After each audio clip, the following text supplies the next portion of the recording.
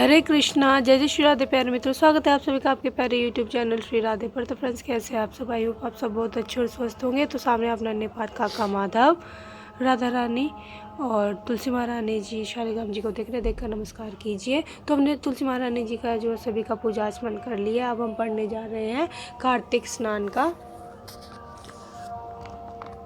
25वां अध्याय। बोलो श्री हरि विष्णु भगवान की जय, लक्ष्मी मैया की जय, राधा रानी की जय, ठाकुर जी महाराज की जय, शालिग्राम जी की जय, तुलसी मैया की जय। शुक्राचार्य जी कहने लगे कि हे राजा बलि, विष्णु तुम्हारा राज्य लेने के लिए अदिति के गर्भ से जन्म लेकर वही तुम्हारी यज्ञ में आए हैं, सो तुम इनको कुछ भी देना मत। हे राजन, मेरा कहना मानो। नीति शास्त्र का कहना है कि अपनी बुद्धि से गुरु की बुद्धि अधिक लाभदायक होती है। तब बलि कहने लगा कि गुरुजी, आप मुझे अधर्म की शिक्षा क्यों देते हैं? घर पर आए हुए याचक को दान न देना राजा के लिए अत्यंत अधर्म की बात मानी जाती है, और यदि स्वयं विष्णु भगवान ही याचक बनकर आए हैं तो इसके बराबर मेरे लिए और सौभाग्य की और क्या बात हो सकती है। मैं जितने भी यज्ञ करता हूँ केवल विष्णु की प्रसन्नता के लिए करता हूँ, अतः यह वटुक जो भी मुझसे मांगेगा मैं अवश्य इनको दान दूंगा। इतने में ही वामन भगवान राजा बलि के यज्ञ मंडप में आ गए।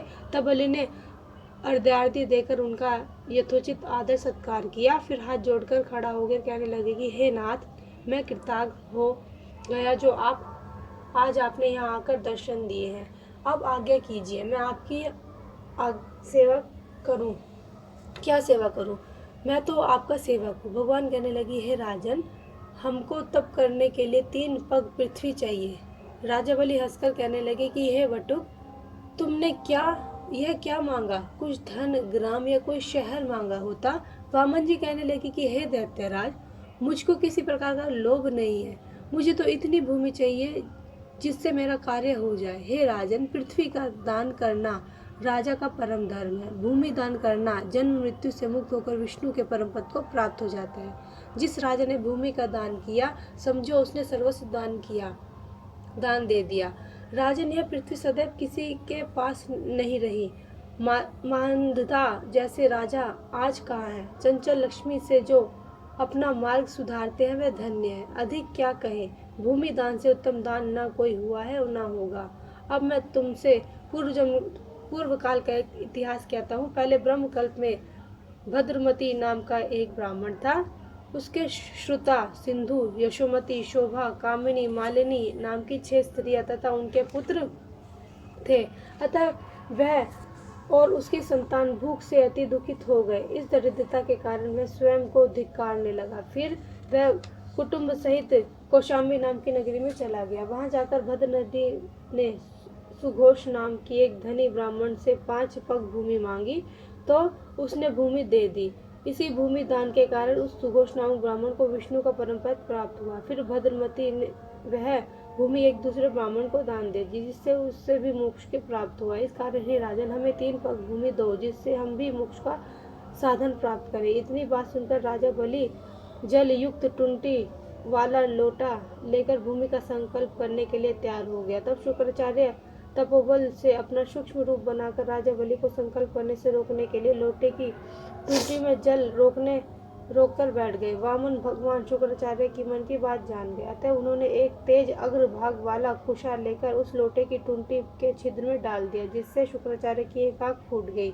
इसके पश्चात राजा बलि ने 3 पग भूमि का संकल्प ले लिया। उसी समय भगवान विराट रूप होकर ब्रह्मलोक तक बढ़ गए। विराट रूप भगवान ने 2 पगों में सारा ब्रह्मांड नाप लिया। फिर पांव के अंगूठे से ब्रह्मांड फूट गया। उस फूटे हुए मार्ग से पानी के बहुत से स्रोत बहने लगे। भगवान विष्णु का पैर उस जल से धोया गया। वह निर्मल लोक पावन जलधारा का रूप हुआ। वही जल ब्रह्मादिक देवताओं को पवित्र करता हुआ सप्त ऋषियों से सेवित सुमेरु पर्वत को ऊपर पड़ा तथा गंगा के नाम से विख्यात हुआ। इस दृश्य को देखकर ब्रह्मादिक सब देवता और ऋषि मुनि स्तुति करके कहने लगे, हे सबके स्वामी अनंत मूर्ति, आपको नमस्कार है। इस प्रकार स्तुति सुनकर भगवान ने सब देवताओं को उनका अपना अपना स्थान दे दिया। बलि को रसातल में भेजते हुए उनको वरदान दिया कि अग्नि में बिना मंत्र के जो हवन किया जाता है तथा अपवित्रता से कुपात्र को जो दान किया जाता है या हवन किया जाता है वह सब बलि को प्राप्त होगा। इस प्रकार भगवान ने देवताओं को सुंदर स्वर्ग तथा बलि व अन्य दैत्यों को रसातल दिया। इतना सब कुछ करके विराट रूप भगवान वामन हो गए तथा तब देवताओं तथा ऋषियों ने भगवान की स्तुति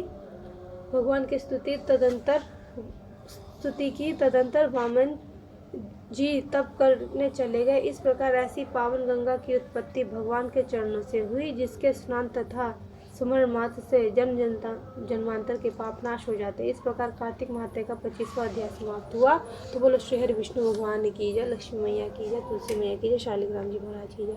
तो फ्रेंड्स, कथा बहुत ही रोचक और ज्ञानवर्धक थी। वामन देव जी के बारे में हमें जानने को मिला। और अब देखिए, हमने कथा का जो आपने श्रवण किया, मैं श्री हरि विष्णु भगवान से प्रार्थना करूंगी आपको सब दुख संकट को हर ले। और अब हम जो है तुलसी महारानी जी की परिक्रमा करेंगे। परिक्रमा के बाद हम सूर्य चंद्र को वाद देंगे। तो चलिए फ्रेंड्स, अगर आपको वीडियो पसंद आए तो वीडियो को लाइक कमेंट शेयर जरूर करना, चैनल को सब्सक्राइब करना, फ्रेंड्स एंड फैमिली में शेयर करना। तो चलिए फ्रेंड्स, मिलते हैं नेक्स्ट वीडियो में। तब तक के लिए हरे कृष्णा, जय जय श्री राधे।